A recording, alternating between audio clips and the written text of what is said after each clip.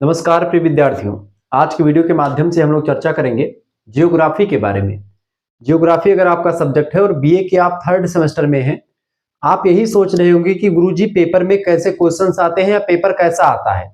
बहुत सारे दिमाग में क्वेश्चन चल रहे हैं और कौन कौन से ऐसे क्वेश्चन हैं जो इंपॉर्टेंट हैं। तो मैं अभी तक मॉडल पेपर वगैरह डिस्कस कर चुका हूं, लेकिन आपको विश्वास दिलाने के लिए कि पेपर में कैसे क्वेश्चंस आते हैं, पेपर कैसा आता है, इसको लेकर के आपके दिमाग में बहुत सारे क्वेश्चन चल रहे हैं। आज का जो पेपर है ये 2025-26 का ही पेपर है, यानी कि ये कल परीक्षा हुई किसी विश्वविद्यालय की और इसको मैं सॉल्व करूंगा। जो कल की परीक्षा है उसके लिए बहुत ही महत्वपूर्ण होगा। यानी किसी भी विश्वविद्यालय के किसी भी कॉलेज में आप पढ़ रहे हैं, जियोग्राफी आपका सब्जेक्ट है और उसमें आपको पढ़ना होता है environment, disaster management and climate change, यानी कि पर्यावरण अध्ययन के बारे में, क्लाइमेट चेंज यानी कि जलवायु परिवर्तन के बारे में, और डिजास्टर मैनेजमेंट यानी आपदा प्रबंधन के बारे में। पर्यावरण, आपदा प्रबंधन और जलवायु परिवर्तन के बारे में अगर आपको पढ़ना है तो यह लेक्चर आपके लिए सफिशियंट है, पर्याप्त है।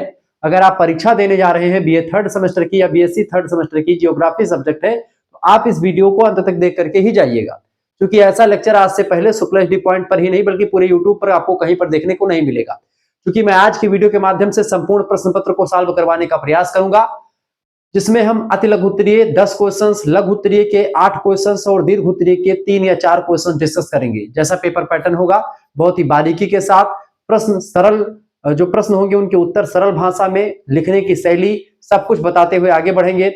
हाय दोस्तों, मैं शिवम शुक्ला आप सभी दोस्तों का हार्दिक स्वागत करता हूं आपके अपने YouTube channel Shukla study point में। Good evening all of you, सभी को गुड इवनिंग। चलें आगे बढ़ते हैं और भी चीजों को जानने का प्रयास करते हैं। ये परीक्षा के लिए बहुत ही महत्वपूर्ण। सबसे पहले आप पेपर देखें, ये पेपर आपका है महोदय। देखिए पेपर, देखिए BA BSc BCom second year third semester, major minor back वगैरह चाहे जो भी हो, आपका अगर जियोग्राफी सब्जेक्ट है, देखिए दिसंबर 2025 में पेपर हुआ है अभी ये, ठीक है। मैं पूरा प्रश्न पत्र सॉल्व करवाऊंगा अभी इसी समय, इसी वीडियो के अंतर्गत संपूर्ण प्रश्न पत्र आप देखेंगे, ठीक है। जियोग्राफी कोर्स कोड आप यहां पर देख पा रहे होंगे, environment, disaster management and climate change के बारे में आपको पढ़ना है। बहुत ही बारीकी के साथ चीजों को हम समझाने का आपको प्रयास करेंगे, ठीक है। 2 घंटे का आपका पेपर आता है, 75 नंबर का पूर्णांक होता है। नोट आपसे कह रहा है कि attempt all questions from section A and any 5 questions from section B, यानी कि आपको सेक्शन बी से केवल 5 प्रश्न करने हैं, कोई भी 5 प्रश्न।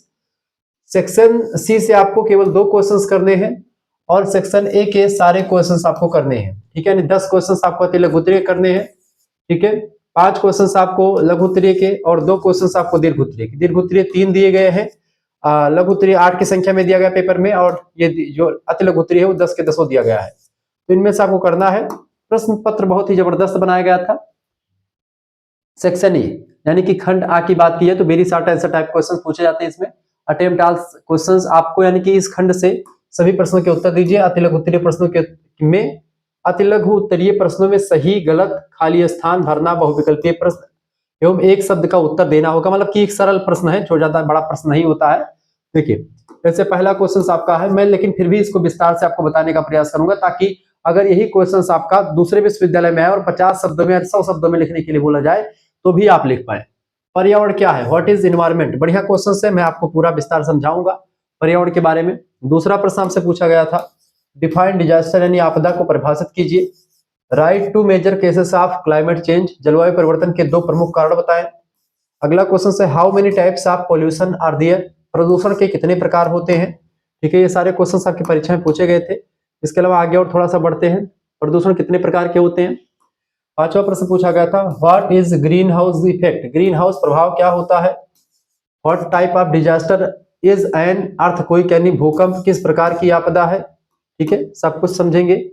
इसके अलावा अगला क्वेश्चन आपका पूछा गया था 7वां number, what do you mean by sustainable development, सतत विकास का क्या अर्थ है। इसके अलावा अगला क्वेश्चन पूछा गया था, mention 2 main stages of disaster management, आपदा प्रबंधन के 2 प्रमुख चरण बताएं। किस तरीके से आपदा का प्रबंधन किया जाता है, इसके बारे में आपको बताना था। 9वां प्रश्न पूछा गया था, differentiate between climate and weather, यानी जलवायु और मौसम, इन दोनों में क्या डिफरेंस होता है, इसको बताएं। और 10वां क्वेश्चन था, name of the disaster management authority of India, यानी कि भारत में आपदा प्रबंधन प्राधिकरण का नाम लिखिए। किसी भी एक प्राधिकरण का नाम आप लिख सकते हैं। इस तरीके से अति लघु उत्तरीय के क्वेश्चन से 10 क्वेश्चन से इन 10 प्रश्नों के उत्तर आपको लिखने हैं। अभी मैं इसको लिख करके बता रहा हूं। सेक्शन बी की अगर बात की तो शॉर्ट आंसर टाइप क्वेश्चंस यानी कि लघु उत्तरीय क्वेश्चंस आते हैं। Attempt 85 questions, give answer of each question in about 50 words, 50 शब्दों में लिखना उत्तर। ठीक है, किन्हीं 5 प्रश्नों के उत्तर दीजिए। प्रत्येक प्रश्न का उत्तर लगभग 50 शब्दों में, 100 शब्दों में या 200 शब्दों में, 150 शब्दों में, कहीं पर भी पूछा जाए तो आप लिख पाएंगे। ऐसे में इन प्रश्नों को तैयार करवा रहा हूं। ठीक है, चलिए प्रश्न आपका पूछा गया भैया। प्रश्न, right the 5 measure of environment protection, पर्यावरण संरक्षण के 5 उपाय बताइए। अगला क्वेश्चन से explain causes and effect of water pollution, जल प्रदूषण के कारण और प्रभाव स्पष्ट कीजिए। बढ़िया क्वेश्चन है, लघु उत्तरीय का ही क्वेश्चन है। अगला प्रश्न है explain causes and effect of water pollution, आपदा प्रबंधन के 4 चरणों का वर्णन कीजिए। Explain the impact of climate change on human life, जलवायु परिवर्तन का मानव जीवन पर क्या प्रभाव पड़ता है, समझाइए इसको। अगला प्रश्न है डिस्क्राइब मेन कारण, मतलब कि जो मेन रीजन है ऑफ फ्लूड डिजास्टर, यानी कि बाढ़ आपदा के प्रमुख कारण बताइए। इसके अलावा right the importance of biodiversity, जैव विविधता का महत्व बताइए। जैव विविधता यानी कि बायोडाइवर्सिटी का क्या इंपॉर्टेंस है। 7वां प्रश्न पूछा गया था differentiate between natural and man made disaster, यानी कि प्राकृतिक और मानव निर्मित आपदाओं में क्या डिफरेंस है, इसको बताना था। वही अगला प्रश्न आपसे पूछा गया था discuss measures to control air pollution, वायु प्रदूषण नियंत्रण के उपायों पर चर्चा कीजिए। ये 8 क्वेश्चंस आपके लघु उत्तरीय के थे, सभी को बारीकी के साथ चर्चा करते हुए आगे बढ़ेंगे। सेक्शन सी की बात की यानी खंडसा, दीर्घ उत्तरीय प्रश्न पूछे गए हैं। 15 नंबर का एक प्रश्न, 2 प्रश्न करने हैं, 3 क्वेश्चन दिए हैं, उत्तर कम से कम 3 से 400 शब्दों में होने चाहिए। चलिए प्रश्न, right a detailed note on case consequence and control measures of climate change, जलवायु परिवर्तन के कारण, परिणाम और निवारण के उपायों पर विस्तृत तरीके से चर्चा कीजिए। बढ़िया क्वेश्चन से चर्चा करेंगे हम। इसके अलावा अगला क्वेश्चन आपसे पूछा गया है, देखेंगे यहाँ पर प्रश्न है describe the structure and functioning of disaster management system in India, Bharat में आपदा प्रबंधन प्रणाली की संरचना और कार्य प्रणाली का वर्णन कीजिए। Discuss the causes of environmental imbalance and it's global impact, यानी कि पर्यावरण असंतुलन के कारण एवं इसके वैश्विक प्रभाव का वर्णन कीजिए। अगला क्वेश्चन से explain the relationship between sustainable development and environmental protection, अगला यानी सतत विकास और पर्यावरण संरक्षण के बीच में क्या संबंध है। 5वां प्रश्न पूछा गया था analyse the effect and control measures of any one natural disaster with example, किसी एक प्राकृतिक आपदा का उदाहरण देकर के उसके प्रभाव और उसका निवारण कैसे किया जाए उसका विश्लेषण कीजिए। ये 5 क्वेश्चन पूछे गए थे। ठीक है, चर्चा करते रहेंगे सभी प्रश्नों के बारे में। अब आइए हम उत्तर की श्रृंखला में आगे बढ़ते हैं। भूगोल प्रश्न पत्र का हल मैंने कर लिया है, इसको 3rd semester environment disaster management climate change. Section A की बात करते, खंड आ की बात आते, लघु उत्तरीय क्वेश्चन जो थे 10 क्वेश्चन करने, 2-2 नंबर के प्रश्न है। अब इनका उत्तर कैसे लिखना, मैंने 20 तार से लिख रखा है, इसको बहुत ही बारीकी के साथ आपको बताया हुआ है, तो कोई दिक्कत की बात नहीं है। प्रश्न आपका व्हाट इज एनवायरनमेंट, पर्यावरण क्या है। देखिए सरल शब्दों में कहें तो पर्यावरण जो होता है हमारे आसपास का वह घेरा होता है, वह आवरण होता है। परि माने होता है परितः, आवरण माने होता है जो हमको घेरे हुए है, यानी जो चारों तरफ से हमको घेरे हुए है, हमको प्रभावित भी करता है और हमसे प्रभावित भी होता है, उसी को हम पर्यावरण कहते हैं। ठीक है, ये बात ध्यान रखें। तो लिखेंगे पर्यावरण हमारे आसपास का वह घेरा होता है जो हमें चारों ओर से ढके रहता है, और इसमें वे सभी चीजें शामिल हो जाती हैं जो जीवित हैं यानी जैविक। पर्यावरण के 2 घटक होते हैं, एक होता है जैविक घटक और एक होता है अजैविक घटक। जैविक घटक जैसे कि आपका वनस्पतियां हो गई, तमाम सारे जीव जंतु हो गए जिनमें जीवन है, वो वनस्पति जैसे जीव जंतु तमाम सारे वनस्पतियां। ठीक है, ये सब पेड़ पौधे वगैरह सब कुछ आपके जैविक घटक है पर्यावरण के। पर्यावरण के अजैविक घटकों की अगर बात की जाए तो पर्यावरण के अजैविक घटकों में जैसे कि आपका जल हो गया, मृदा है, वायु है, क्लाइमेट यानी कि जलवायु आपका हो गया। ठीक है, तो ये सब आपके क्या है, ये सब आपके अजैविक घटक हैं जिसमें जीवन नहीं होता है। अजैविक घटकों को एक प्रकार से आप देख सकते हैं, आप छू सकते हैं, सॉरी मतलब ये सब हो सकता है, यानी कि अजैविक घटक जो होते हैं वो निर्जीव होते हैं बेसिकली कहें तो, और जो जैविक घटक होते हैं वो सजीव होते हैं। तो जैविक घटक यानी जिसमें जीवन है, अजैविक घटक जिसमें जीवन नहीं है। तो जैविक और अजैविक घटकों से मिल करके बनता है आपका पर्यावरण, और दोनों एक दूसरे को प्रभावित करते हैं। जैविक घटक अजैविक घटकों को, अजैविक घटक जैविक घटकों को प्रभावित करते हैं। जैविक घटक जैविक घटकों को भी प्रभावित करते हैं, जैसे वनस्पतियां मनुष्य को, मनुष्य वनस्पतियों को प्रभावित करता है। ऐसे ही जल मृदा को, मृदा जल को, सब प्रकाश जो है तापमान इसको, तापमान वर्षा को, सभी एक दूसरे को प्रभावित करते हैं, एक दूसरे से प्रभावित होते हैं। इन्हीं सभी जो है दशाओं का योग ही पर्यावरण कहलाता है। ठीक है, तो जो हमारे चारों ओर ढके रहता है, इसमें वे सभी चीजें शामिल होती हैं जो जीवित है, यानी कि जैविक है। जैसे कि हम मनुष्य हो गए, पेड़ पौधे हैं और जानवर वगैरह हो गए, और वे सभी चीजें जो निर्जीव हैं यानी अजैविक घटक है।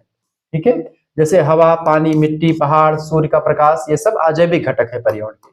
ये सब मिल करके ये हमारे जीवन का मूल आधार है, क्योंकि हमें पीने के लिए पानी की जरूरत पड़ती है, सांस लेने के लिए हमको हवा की जरूरत पड़ती है, भोजन उगाने के लिए हमको जमीन की जरूरत पड़ती है। ये सब अजैविक घटक है। ठीक है, ये बात आप ध्यान रखेंगे। महत्व इसका यह है कि पर्यावरण ही तय करता है कि कोई जीव किस तरह से विकसित होगा और जीवन कैसे जिएगा। मनुष्य अपनी जरूरतों के लिए पर्यावरण के साथ लगातार जुड़ा रहता है। इसीलिए स्वस्थ जीवन जीने के लिए एक संतुलित पर्यावरण का होना अत्यंत आवश्यक होता है।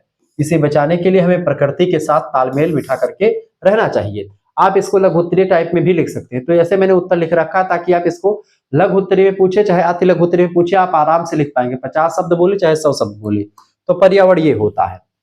दूसरा क्वेश्चन आप देखेंगे, दूसरा प्रश्न आपसे पूछा गया था पेपर में, डिफाइन डिजास्टर यानी आपदा की परिभाषा दीजिए। आपदा क्या होती है? आपदा जो अचानक से आ जाती है और विनाशकारी होती है, जिसके लिए हम तैयार नहीं होते पहले से।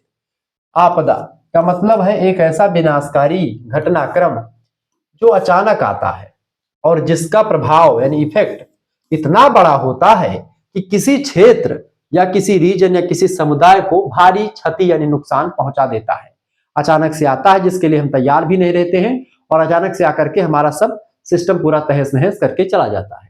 यह घटनाएं इतनी भयानक होती हैं, इतनी भयानक होती हैं कि स्थानीय स्तर पर उपलब्ध संसाधन जो होते हैं उनसे इनका मुकाबला करना असंभव हो जाता है। यानी ऐसी आपदाओं को, जैसे बाढ़ अचानक से आती है, भूकंप अचानक से आते हैं, ज्वालामुखी, ऐसी चीजें आ जाती हैं, तो इनसे हमारे पास इतने संसाधन नहीं है कि हम बाढ़ का सामना कर पाए, हम जो है सूखे का सामना कर पाए, हम जो है ज्वालामुखी का सामना कर पाए, हम भूकंप आ जाए तो हम भूकंप को रोक नहीं पाते। हमारे पास इतना जो कोई ऐसा पावरफुल चीज नहीं जिससे हम भूकंप को रोक पाए। आपदा को हम कम जरूर कर सकते हैं, या आपदा से हम बच सकते हैं, अपने बचने के उपाय जरूर कर सकते हैं थोड़ा बहुत, लेकिन आपदा की चीजों को हम जो है खत्म नहीं कर सकते। आपदा प्रबंधन में हमको यही सिखाया जाता है कि आपदा को हम कम ये कर सकते हैं या दूसरी दिशा में मोड़ सकते हैं, लेकिन उसको हम रोक नहीं सकते आपदाओं को। ठीक है, आपदा से जो जान माल का खतरा होता है उसको लिए हम जानकारी कर सकते हैं। तुरंत बाहर से मदद की जरूरत पड़ती है इसमें। ठीक है, प्रमुख प्रभाव इसका यह पड़ता है आपदाओं का कि आपदाएं न केवल मानव जीवन और संपत्ति को नष्ट करती हैं, बल्कि पूरे सामाजिक और आर्थिक ढांचे को भी बुरी तरह से प्रभावित कर देती हैं। उदाहरण के लिए जैसे भूकंप आता है, बाढ़ आती है या चक्रवात आता है, ये सभी घटनाएं एक ही पल में हजारों लोगों के जीवन को अस्त व्यस्त कर देती है। जब तक व्यक्ति सोचता है कि क्या करना चाहिए, तब तक उसका प्राणांत हो जाता है, तब तक उसके ऊपर कोई चीज गिर जाता है। तो जब तक ये बहुत कम समय में, बहुत अचानक से, बहुत जल्दी आ जाते हैं। जैसे भूकंप आया बहुत तीव्र गति से आएगा, बाढ़ आएगा बहुत तीव्र गति, आप उतने समय में कुछ नहीं कर पाएंगे। इसलिए आपदा प्रबंधन का उद्देश्य ऐसी घटनाओं के प्रभाव को कम करना होता है और तैयारी करना होता है, ताकि आने वाली जो आपदाएं हैं उनसे हम बचा जा सके, उनसे हम बच पाए।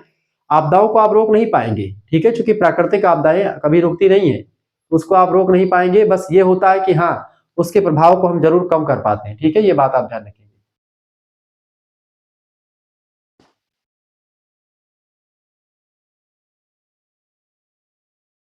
क्लियर? चले, तो होगा आपदा प्रबंधन। आपदा, तीसरा प्रश्न आपका आ चुका है, जलवायु परिवर्तन के दो प्रमुख कारण बताइए। ये लिखिए, जलवायु परिवर्तन क्या होता है? जलवायु परिवर्तन मतलब होता है जब वातावरण गर्म हो जाता है, इसकी वजह से, तो ग्रीन हाउस गैस की वजह से वातावरण गर्म होता है। जैसे जैसे वातावरण गर्म हो रहा है, इसका मतलब जलवायु परिवर्तित हो रही है। जलवायु परिवर्तन से क्या होता है, ग्लेशियर पिघलते हैं, जो बर्फ पे पहाड़ जमे होते हैं, बर्फ के पहाड़ वो पिघल जाते हैं, नदियों का जलस्तर बढ़ जाता है, समुद्र में पानी बहुत ज्यादा पहुंच जाता है, समुद्र में जो द्वीपीय इलाके हैं वो सब डूब जाते हैं। नाना प्रकार की गतिविधियां इससे होती, बहुत ज्यादा जानमाल का खतरा भी इससे भी रहता है। जलवायु परिवर्तन के दो सबसे बड़े कारण मानवीय गतिविधियां। सबसे पहला कारण यही होता है कि मानव गतिविधि बहुत सारा, जिन्होंने पृथ्वी के प्राकृतिक संतुलन को बिगाड़ कर रख दिया है। सबसे पहला कारण होता है ग्रीन हाउस गैसों का अत्यधिक उत्सर्जन करना। ग्रीन हाउस गैसें जैसे कि आपका CO2 हो गई, कार्बन डाइऑक्साइड, वातावरण को सबसे ज्यादा गर्म करती है। CH4 यानी कि कार्बन जो है सॉरी मीथेन, ये भी वातावरण को गर्म करती है। ये सब चीजें जो होती हैं वातावरण को बहुत नुकसान पहुंचाती है और इससे जलवायु परिवर्तन होता है। ग्रीन हाउस गैसें यह सबसे बड़ा कारण है जब हम बिजली बनाने के लिए क्या करते हैं, कोयला, पेट्रोलियम और प्राकृतिक गैस जैसे जीवाश्म ईंधन जलाते हैं, वायुमंडल में कार्बन डाइऑक्साइड यानी कि CO2 नाम की गैस रिलीज होती है और मीथेन यानी CH4 जैसी गैसों की मात्रा बहुत ज्यादा बढ़ जाती है। और ये गैसें क्या करती हैं, वातावरण को या पृथ्वी की गर्मी को वायुमंडल में ही फंसा लेती हैं। इसकी गर्मी बाहर नहीं निकल पाती है, सूर्य से आने वाली किरणें भी यहीं पर रुक जाती हैं। ऐसे में गर्मी पृथ्वी पर बहुत ज्यादा हो जाती है, हवाएं गर्म हो जाती हैं और इस तरीके से तापमान जो पृथ्वी का है वो बढ़ जाता है, जिससे धरती का तापमान बढ़ रहा है, जिसे ही ग्लोबल वार्मिंग कहते हैं। इसी को वैश्विक तापन कहा जाता है। तो ग्रीन हाउस गैसें से जैसे कार्बन डाइऑक्साइड और मीथेन की वजह से वातावरण गर्म हो रहा है। इसी वातावरण के गर्म होने की प्रक्रिया को ग्लोबल वार्मिंग कहा जाता है। ठीक है, यानी वैश्विक तापन कहते हैं। आपसे पूछे वैश्विक तापन क्या है, तो कार्बन डाइऑक्साइड और मीथेन जैसे ग्रीन हाउस गैसों की वजह से इनकी बहुत ज्यादा उत्सर्जन हो रहा है इन गैसों का। ऐसे में वातावरण बहुत ज्यादा गर्म हो रहा है, वातावरण का तापमान बढ़ रहा है, हवाएं गर्म हो रही, पृथ्वी का तापमान बढ़ रहा है। इसी को वैश्विक तापन के नाम से भी जानते हैं। वैश्विक तापन जब हो जाएगा, पृथ्वी गर्म हो जाएगी, तो इसके संपर्क में जितनी हवाएं होंगी सब गर्म हो जाएंगी और ऐसे में फिर जाकर के बर्फ के जो पहाड़ होते हैं उन पहाड़ों पर टकराएंगे ये गैसें। इससे क्या होगा, ग्लेशियर पिघलेंगे, समुद्र का जलस्तर बढ़ेगा, तमाम प्रकार की गतिविधियां इसमें होंगी। ठीक है, इससे बहुत ज्यादा नुकसान भी होता है। दूसरी क्या होती है, वनों की अंधाधुंध कटाई। क्योंकि एक तो ये है कि हम भाई देखिए, अब वातावरण को ठंडा क्या करता है, ऑक्सीजन करता है। ठीक है, ऑक्सीजन जो होता है अगर इसका उत्सर्जन ठीक ठाक करते रहे तो कार्बन डाइऑक्साइड को चूंकि पेड़ पौधे सोख लेते हैं। लेकिन हो क्या रहा है पृथ्वी पर, वनों की अंधाधुंध कटाई, डिफॉरेस्टेशन कहते हैं इसी को। जंगल कार्बन डाइऑक्साइड को सोखने यानी अवशोषित करने का काम करता है। यानी कार्बन डाइऑक्साइड हम उत्सर्जित करते हैं, लेकिन जो पेड़ होते हैं प्रकाश संश्लेषण की क्रिया के द्वारा ये सोख लेते हैं। ठीक है, इसलिए उन्हें कार्बन सिंक भी कहा जाता है।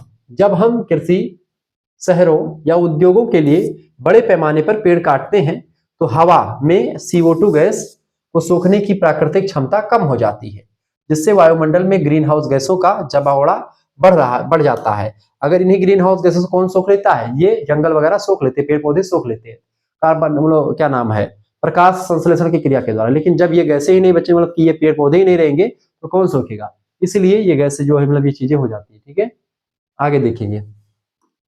चौथा प्रश्न है आपका, how many types of pollution are there. प्रदूषण के कितने प्रकार होते हैं, बताएं। प्रदूषण के कितने प्रकार होते हैं भैया। देखिए, प्रदूषण के मुख्य रूप से 4 प्रमुख प्रकार होते हैं जो पर्यावरण के विभिन्न घटकों को दूषित करते हैं। पहला है वायु प्रदूषण। वायु प्रदूषण जो होता है पर्यावरण का एक प्रमुख प्रकार है प्रदूषण का। एयर पॉल्यूशन, जब उद्योगों और वाहनों से निकलने वाला धुआं या हानिकारक गैसें जैसे कि सल्फर डाइऑक्साइड हवा को दूषित करती हैं, जिससे सांस लेना मुश्किल हो जाता है। अच्छा, वायु प्रदूषण का सबसे ज्यादा वायु को प्रदूषित करने वाली गैस कौन सी, कार्बन मोनोऑक्साइड, सल्फर डाइऑक्साइड, ये सब गैसें जो है वातावरण को जो है प्रदूषित करती हैं, हवा को प्रदूषित करती है। सॉरी। दूसरा प्रदूषण होता है जल प्रदूषण, वाटर पोल्यूशन। जब औद्योगिक रसायन, सीवेज यानी गंदा पानी या कृषि में के कीटनाशक नदियों, झीलों और भूजल को गंदा कर देते हैं, इससे क्या होता है, नदियों का जल, समुद्र का जल, ये सब गंदा हो जाता है, झील का जल गंदा हो जाता है। इसी को जल प्रदूषण कहा जाता है। जब जल में तमाम प्रकार के जैसे सीवेज हो गया या उद्योग, तमाम सारी फैक्ट्रियां हैं, उनका मल जाकर के, या जो है शहरों का जो कूड़ा कबाड़ है, मल है, सब जाकर के नालों के माध्यम से नदियों में आप बहा देते तो नदियों का जल जो होता है गंदा हो जाता है। ऐसे में क्या हो जाता है, ये प्रदूषित हो जाती नदियां। जैसे गंगा नदी आप कानपुर में देखेंगे बहुत प्रदूषित है। तीसरा प्रदूषण होता है मृदा प्रदूषण, सॉइल पॉल्यूशन। जब भूमि में प्लास्टिक, रासायनिक खाद या जहरीले अपशिष्ट यानी मलबा मिल जाते हैं, जिससे मिट्टी की उपजाऊ क्षमता कम हो जाती है। इसी को मिट्टी की गुणवत्ता कम हो जाती है। प्लास्टिक, तमाम प्रकार के रासायनिक उर्वरक, तमाम प्रकार की चीजों को डालने से मिट्टी की जो क्वालिटी है वो कम हो जाती है। तो ये होता है मृदा प्रदूषण। चौथा प्रदूषण है ध्वनि प्रदूषण, नॉइस पोल्यूशन। जब अत्यधिक तेज और अवांछित शोर जैसे विमानों, जब हवाई जहाज उड़ती सबसे ज्यादा मात्रा में ध्वनि प्रदूषण होता है विमान के उड़ने से। ठीक है, लाउड स्पीकर की बात की, यानी कि इससे जब आप साउंड बजाते हैं, शादी ब्याह में डीजे बजाते हैं, अभी हमारे गांव में एक बारात आई थी भैया, इतना तेज डीजे बजा दिया कि हमारा यहाँ दरवाजा खनक रहा था, हमारे कमरे का दरवाजा खनक रहा था। मैं शीशा लगाया हूँ अपने कमरे में कि बाहर की आवाज कम आए मेरे अंदर, ठीक है। सब व्यवस्था है कि बहुत कम ही आवाज आती मेरे अंदर कमरे में, लेकिन फिर भी उस डीजे की आवाज ऐसी लग रही थी, लग रहा था कि ये चिटिक जाएगा शीशा उसा, इतना तेज बजा रहा था। तो ये जो लाउड स्पीकर है ये, और मशीनों की आवाज, तमाम सारी मशीनें चलती है उनकी आवाज, ये सब जो है ध्वनि प्रदूषित करती है, वातावरण में तनाव पैदा करते हैं, जो मनुष्यों और जीवों के स्वास्थ्य को प्रभावित करता है, ठीक है। ये 4 प्रकार के प्रदूषण हो गए। अतिरिक्त प्रदूषण जैसे कि कुछ अन्य प्रकार के भी प्रदूषण है, जैसे कि रेडियोधर्मी प्रदूषण, ऊष्मीय प्रदूषण यानी थर्मल पोल्यूशन, लेकिन ये 4 सबसे व्यापक और महत्वपूर्ण प्रदूषण है, इसके बाद में तमाम सारे प्रदूषण है। तो प्रदूषण के प्रकार आपके हो गए। अगला क्वेश्चन आपका 5वां नंबर प्रश्न है, what is green house effect? Green house प्रभाव क्या है?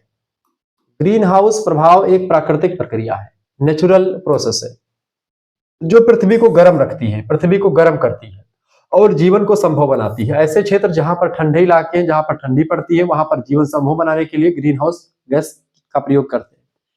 यह ठीक उसी तरह काम करता है जैसे किसी बागवानी के लिए बनाए गए कांच के ग्रीन हाउस में होता है। यानी कैसे हम कांच का एक घर बनाते हैं जहां पर उसको गर्म कर देते हैं और वहां पर खेती करते हैं गर्म फसलों को उगाने के लिए, ठीक है। जैसे ठंडे इलाकों में जो व्यक्ति रहता है उसको गर्मी वाली फसल खानी है, तो वो ऐसा एक इन्वायरमेंट बनाता है उसमें खेती करता है, तो उसमें गर्म इलाकों वाली सब्जियां या गर्म इलाके वाले फल उसमें उगाए जा सकते हैं। तो कहीं ना कहीं पे ये होता है कि भाई उसमें कार्बन डाइऑक्साइड, मीथेन जैसी गैसें छोड़ दी जाती हैं, या सूर्य से आने वाली जो किरणें होती है उसको रोक लिया जाता है उष्मा को, और उसी उष्मा से उतना एरिया को गर्म करा रखा जाता है। प्रक्रिया, सूर्य से आने वाली रोशनी यानी उष्मा पृथ्वी की सतह से टकरा करके वापस अंतरिक्ष की ओर जाती है, लेकिन हमारे वायुमंडल में मौजूद कुछ गैसें जैसे कि जिन्हें ग्रीन हाउस गैसेस कहते हैं, जैसे CO2 हो गई, CO2 हो गई कार्बन डाइऑक्साइड, और CH4 यानी कि मीथेन, ये 2 गैसें ऐसी हैं इसे वापस जाने वाली गर्मी को सोख लेती हैं। ये दोनों गैसें क्या करती हैं? ये गर्मी को सोख लेती हैं, और जब ये गर्मी को सोख लेती है बेटा, तो होता क्या, इससे गर्मी को सोख लेती हैं और उसे वायुमंडल में ही रोक कर रखती हैं। तो ऐसे में क्या हो जाता है, वातावरण गर्म हो जाता है, और ऐसे में जब वातावरण गर्म हो जाता है तो फसलें हम उगा सकते हैं।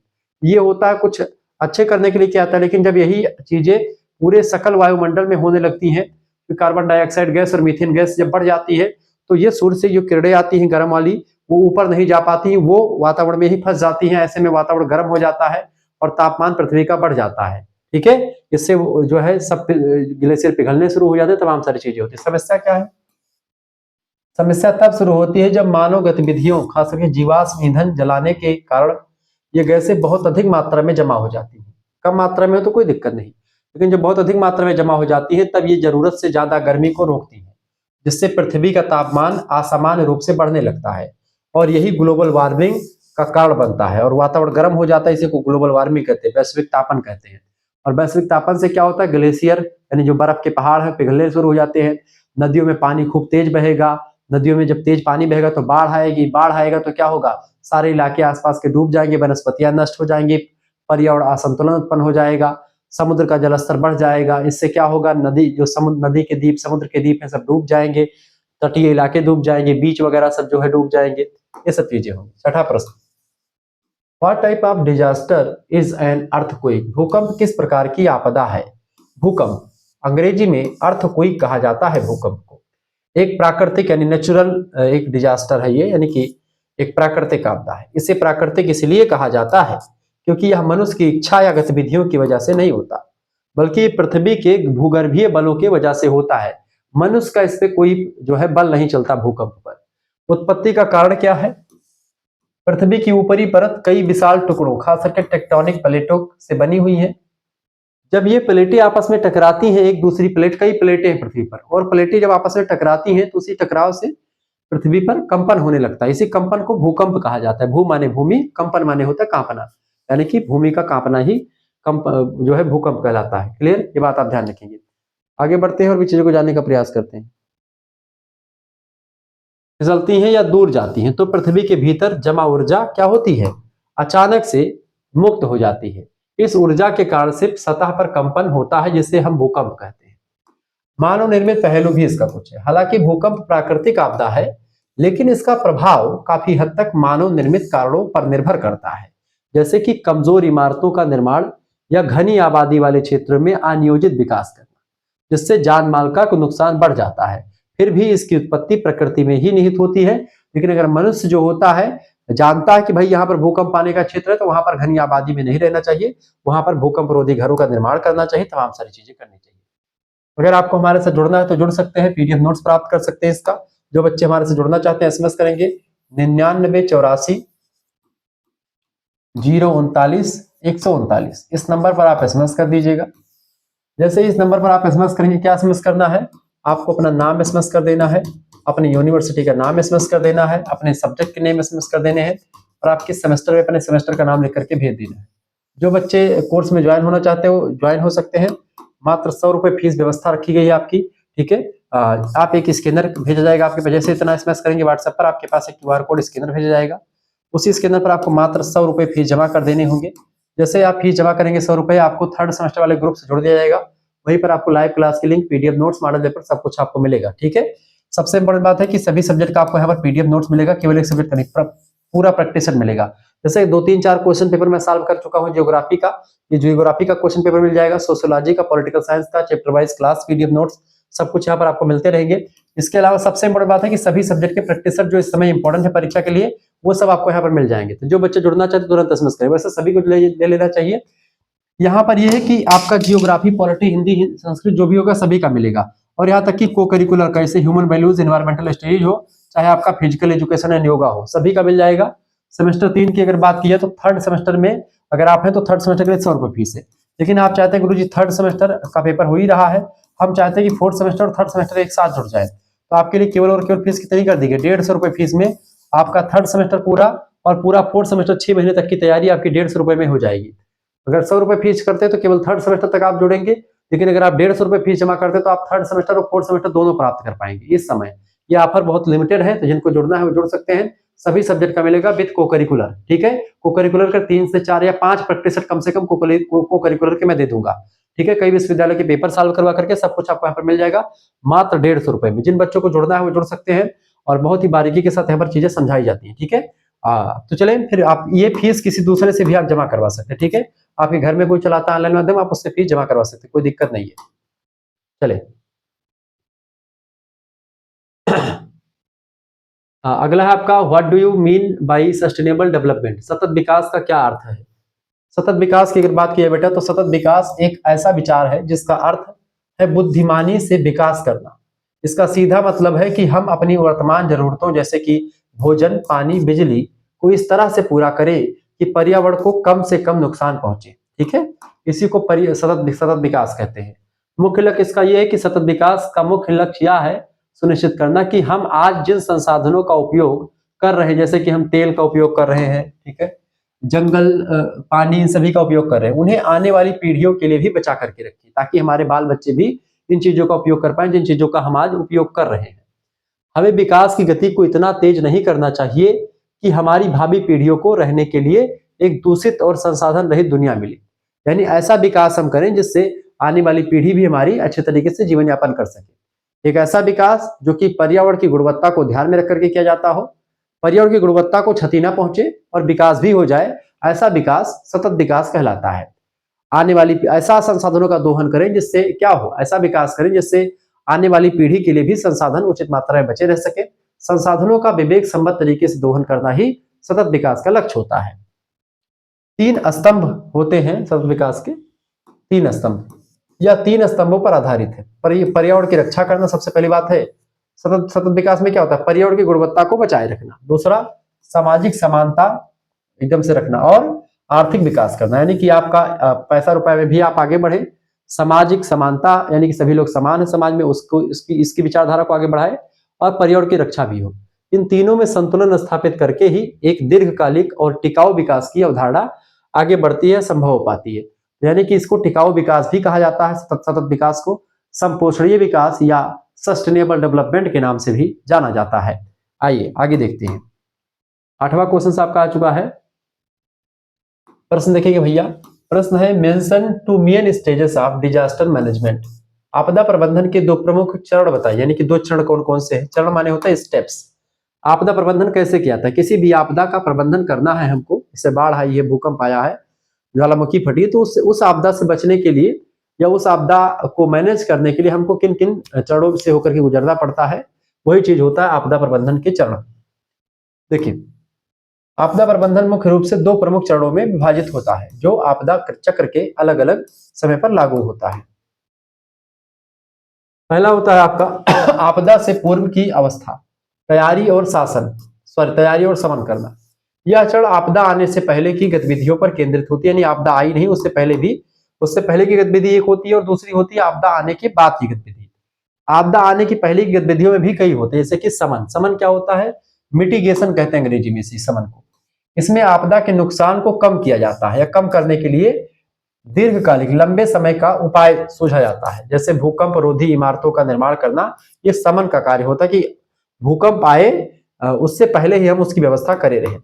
दूसरी होती तैयारी करना, तैयारी इनकी जो है प्रिपरेटेंस। इसमें लोगों को प्रशिक्षित किया जाता है कि अगर ऐसी आपदाएं आती है तो ट्रेनिंग उनको दी जाती है कि आप कैसे बच सकते हैं।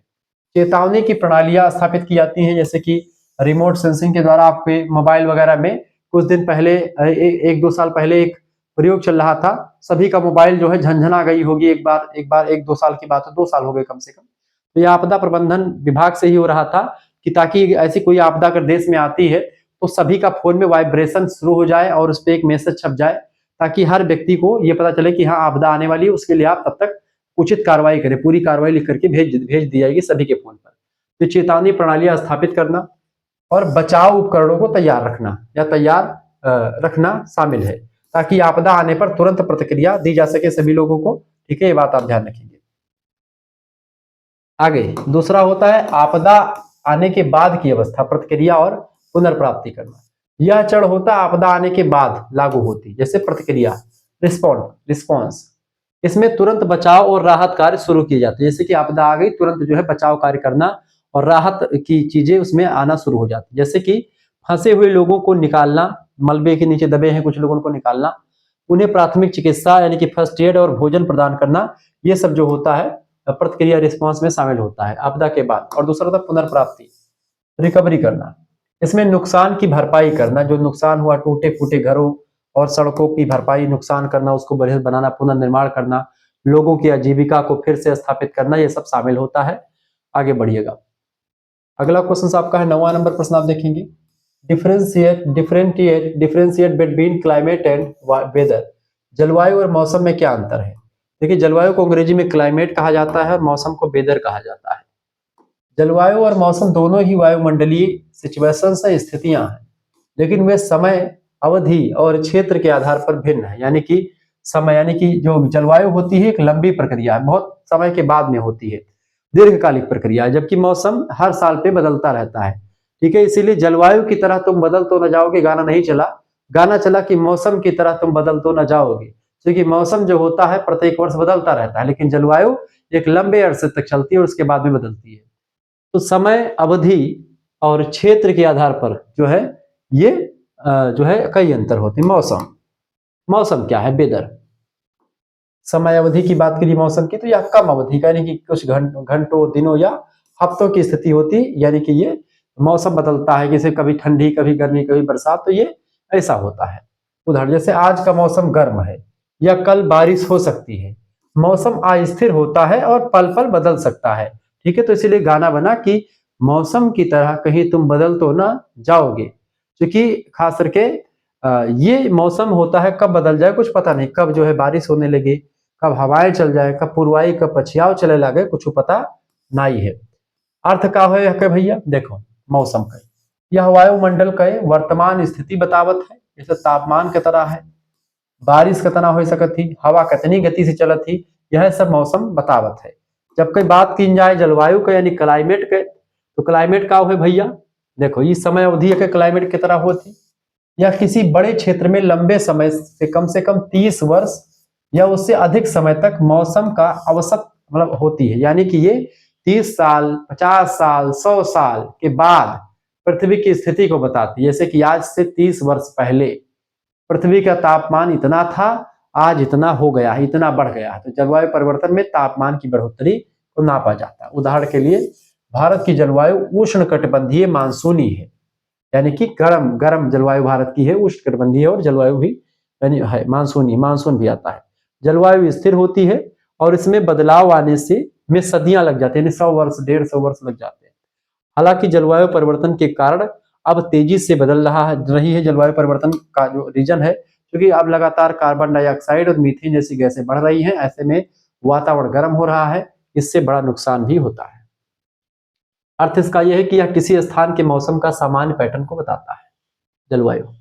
10वां question, name of the disaster management authority of India. Bharat में आपदा प्रबंधन प्राधिकरण का नाम लिखिए।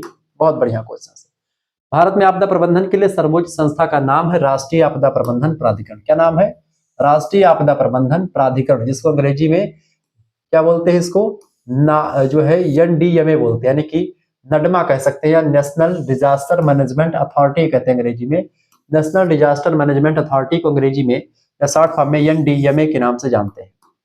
इसका गठन और नेतृत्व की अगर बात की जाए तो इसका गठन आपदा प्रबंधन अधिनियम 2005 के तहत किया गया था। इस प्राधिकरण का अध्यक्ष या प्रमुख भारत के प्रधानमंत्री स्वयं होते हैं, यानी इस समय कौन होगा? तो मोदी जी। इसका कार्य और भूमिका की बात की है तो NDMA यानी कि national disaster management authority, national disaster management authority जो है पूरे देश में आपदा प्रबंधन के लिए नीतियां बनाती है, योजना यानी प्लान्स लाती है और दिशा निर्देश देती कैसे कैसे जो है आपदाओं को कंट्रोल किया जाए, आगे क्या होगा। ठीक है, इसके लिए काम करता है। इसका मुख्य उद्देश्य होता है आपदाओं के प्रभाव को, यानी कि जो डिजास्टर का इफेक्ट है उसको कम किया जाए। ठीक है, उसकी तैयारी की जाए ताकि आपदाओं के प्रभाव को कम किया जा सके और आपदा आने पर त्वरित और प्रभावी यानी कि इफेक्टिव प्रतिक्रिया दी जा सके या सुनिश्चित की जा सके, और एक जल्दी से, त्वरित माने बहुत जल्दी, और प्रभावी यानी इफेक्टिव एक प्रतिक्रिया रिस्पॉन्स दिया जा सके। ठीक है,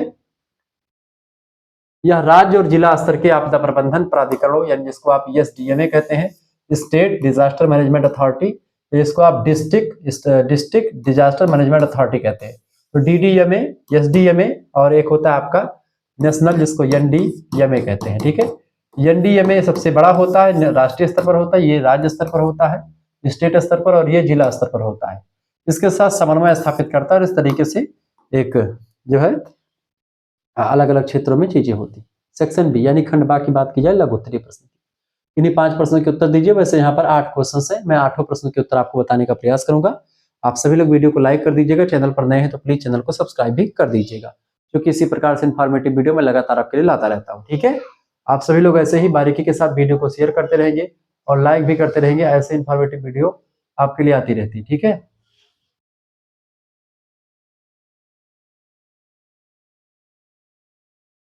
चलें आगे बढ़ते हुए चीजों को जानने का प्रयास करते हैं। चले भैया, पहला प्रश्न आपका लघुत्तरीय का, right 5 measures for environment protection यानी पर्यावरण संरक्षण के 5 उपाय लिखिए।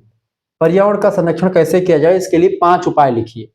हेडिंग डालिएगा, पर्यावरण संरक्षण के 5 प्रभावी उपाय। क्या लिखेंगे इसमें? पहला उपाय, व्यापक वृक्षारोपण किया जाए, यानी व्यापक माने बहुत ज्यादा पेड़ों को लगाया जाए। अगर हमको पर्यावरण का संरक्षण करना है तो हमको पेड़ों को लगाना होगा, यानी फॉरेस्ट्री मतलब कि फॉरेस्ट्रीकरण करना होगा, वनीकरण करना होगा, वनों की कटाई पर रोक लगाना और अधिक से अधिक पेड़ लगाना जो कार्बन अवशोषित करे और वायु को स्वच्छ बनाते हैं। तो ये पहला काम कर सकते हैं। दूसरा काम क्या कर सकते हैं?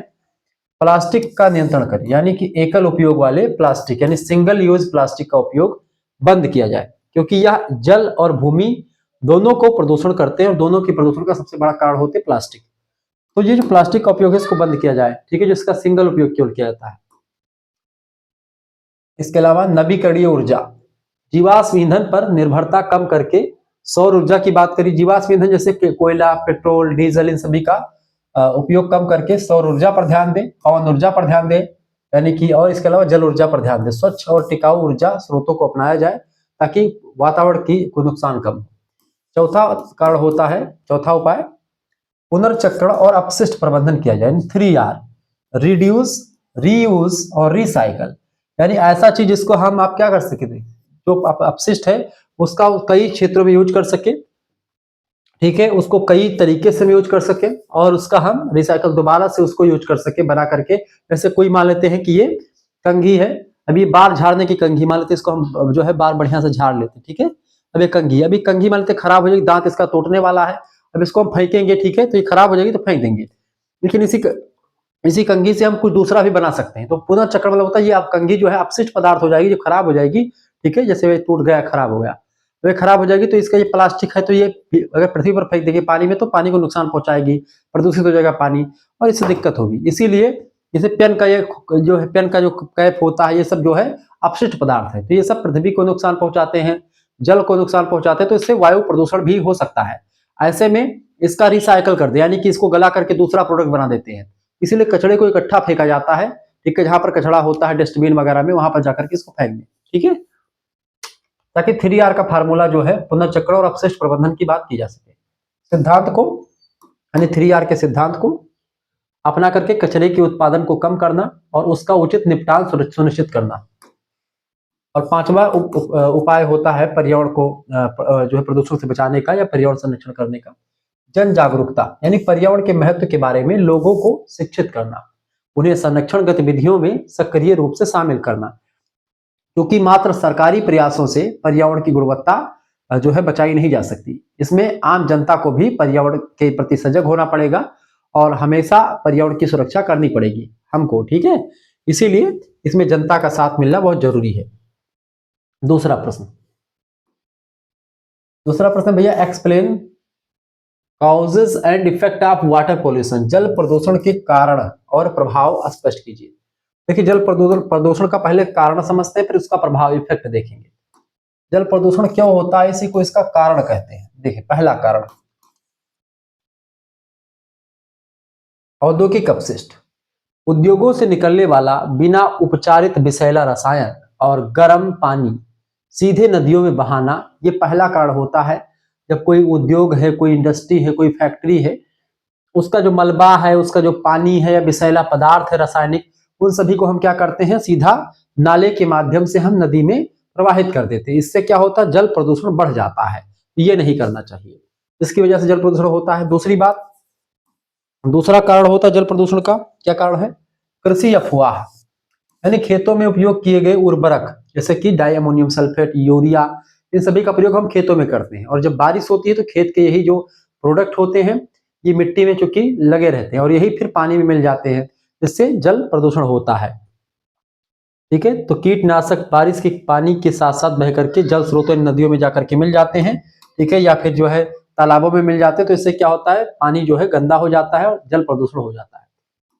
तीसरा कारण क्या है, घरेलू सीवेज, यानी शहरों का अनुपचारित गंदा पानी, यानी सीवेज, शहरों का जो मल होता है, कचरा होता है, सब जो है वो नदियों में प्रवाहित कर दिया जाता है, तो नदी, झील या समुद्र में छोड़ दिया जाता है, ये भी जल को प्रदूषित करता है।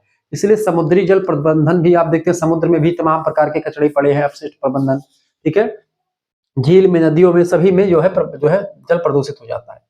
दूसरा पहलू जो क्वेश्चन में पूछा गया था, जल प्रदूषण के प्रभाव, यानी इसका क्या प्रभाव पड़ता है। कारण तो आपने समझ लिया कारण, अब प्रभाव समझते हैं।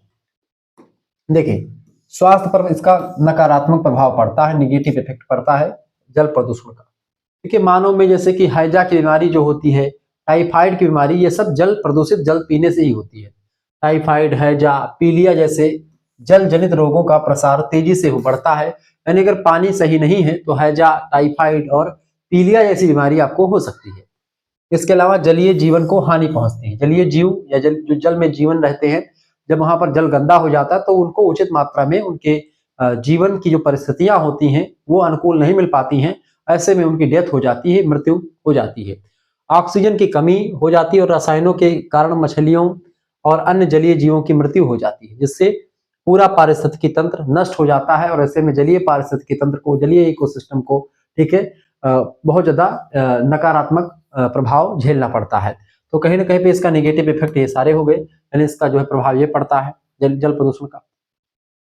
आगे लिखिए, तीसरा प्रश्न आपकी स्क्रीन पर आ चुका है, explain causes and effect of water pollution, यानी आपदा प्रबंधन के 4 चरणों का वर्णन कीजिए। 4 चरण या 4 कारण बताएं। 4 चरण पूछा गया है, आपदा प्रबंधन के 4 चरणों का वर्णन कीजिए। ये तो भाई वही, ये क्वेश्चन थोड़ा सा उल्टा हो गया, ये थोड़ा सा वही क्वेश्चन अंग्रेजी वाला ऊपर का उठा करके यहाँ पर दे देगा। आपदा प्रबंधन के 4 चरणों का वर्णन कीजिए। 4 चरण कौन कौन से हैं देखिए। आपदा प्रबंधन के 4 चरण प्रमुख हैं जो आपदा के जोखिम को कम करने और उसके प्रभाव से उभरने में मदद करते हैं। जैसे कि सबसे पहला होता है आपदा में, जब कोई आपदा आती है तो उसका शमन किया जाता है। शमन माने क्या होता है? मिटिगेशन। यह आपदा के प्रभाव या जोखिम को अस्थायी रूप से कम करने के उपाय है, जैसे तटबंधों को मजबूत करना या भवन का निर्माण करना। ठीक है, ये सब इसमें लागू होता है। ठीक है, भवन निर्माण कोड लागू करना।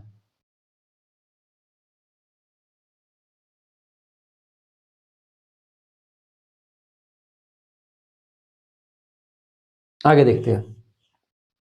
दूसरा होता है आपका तैयारी, यानी कि प्रिपरेडेंस। आपदा आने से पहले क्षमता निर्माण करना। इसमें जैसे मॉक ड्रिल, चेतावनी प्रणाली की स्थापना और आवश्यक संसाधनों का भंडारण करना शामिल होता है कि भाई कोई आपदा आए तो उसके लिए आप कैसे प्रतिक्रिया दें, किस तरीके से उस समय बचें। ठीक है, घटनास्थल पर। तीसरा होता है प्रतिक्रिया। तीसरा चरण क्या होता है आपदा का? प्रतिक्रिया, यानी कि रिस्पॉन्स। आपदा आने के तुरंत बाद की त्वरित कार्रवाई, यानी कि तुरंत क्या कार्रवाई करनी चाहिए। इसमें खोज और बचाव कार्य, आपातकालीन चिकित्सा सहायता और प्रभावित को भोजन आश्रय प्रदान करना, ये सब शामिल होता है। ठीक है, और चौथा चरण होता है आपदा का पुनर्प्राप्ति, यानी रिकवरी करना। जो भी जहां पर आपदा आई, जिसको नुकसान हो उसके नुकसान की भरपाई करना। आपदा के बाद सामान्य जीवन बहाल करना। इसमें टूटे हुए बुनियादी ढांचे की मरम्मत करना और लोगों की आजीविका फिर से शुरू करने में मदद करना शामिल होता है।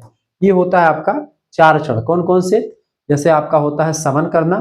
ठीक है, उसके अलावा प्रतिक्रिया नहीं, शमन के बाद में तैयारी करना आपदा प्रबंधन की, मतलब आपदा से बचने की, और प्रतिक्रिया देना तीसरा, चौथा पुनर्प्राप्ति करना। ये 4 चरण होते हैं। चौथा क्वेश्चन आपका आ चुका है, explain the impact of climate change on human life. जलवायु परिवर्तन का मानव जीवन पर क्या प्रभाव पड़ता है, समझाने का प्रयास करें।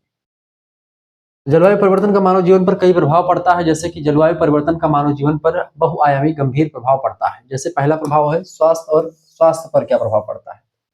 देखिए, अत्यधिक गर्मी जब हो जाती है, वातावरण गर्म हो जाता है जलवायु परिवर्तन की वजह से, लू लू चलती है, गर्म हवाएं, उससे संबंधित बीमारियों में वृद्धि होती है। जैसे कि साथ ही साथ तापमान बढ़ने से मलेरिया और डेंगू जैसे मच्छर जनित रोगों का प्रसार नए क्षेत्रों में बढ़ जाता है।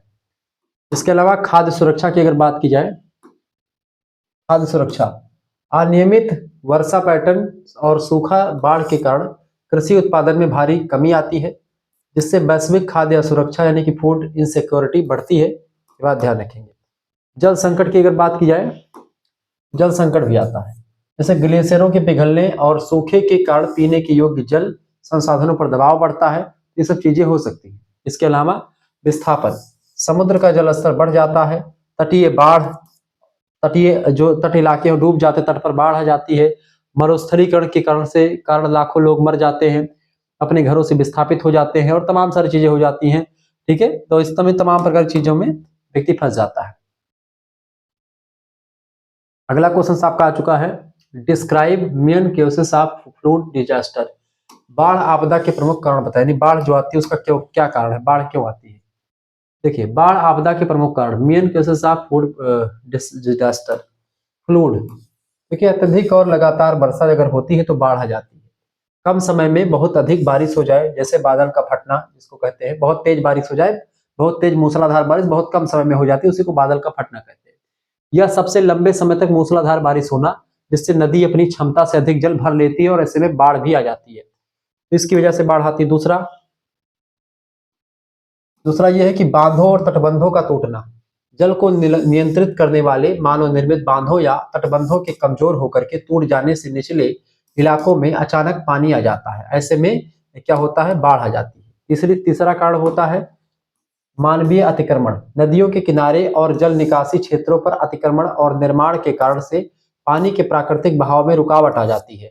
जहां पर पानी बहना होता है वहां पर जब घर बन जाता है, कुछ बन जाता है, तो ऐसे में पानी उस मार्ग से ना बह करके दूसरे मार्ग से आता है, ऐसे में बाढ़ की संभावना बढ़ जाती है। इसके अलावा जैसे बांध बना देते हैं हम कभी कभी नदियों पर, तो उससे भी दिक्कत आती है।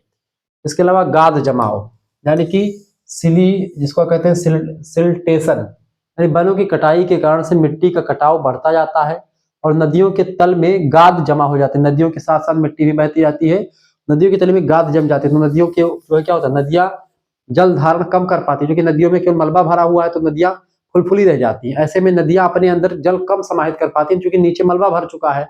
अगर नीचे भी मलबा ना भरा रहे ठीक है। तो ऐसे में नदियां बहुत ज्यादा पानी समाहित कर लेंगी अपने आप में और बाढ़ नहीं आएगी। लेकिन जब पानी के स्थान पर मिट्टी भर चुकी है, तमाम प्रकार का कूड़ा कबाड़ भर चुका है, तो ऐसे में पानी और ऊपर भागेगा, इससे आसपास के इलाके में पानी भर जाएगा और बाढ़ की समस्या से जूझना पड़ेगा।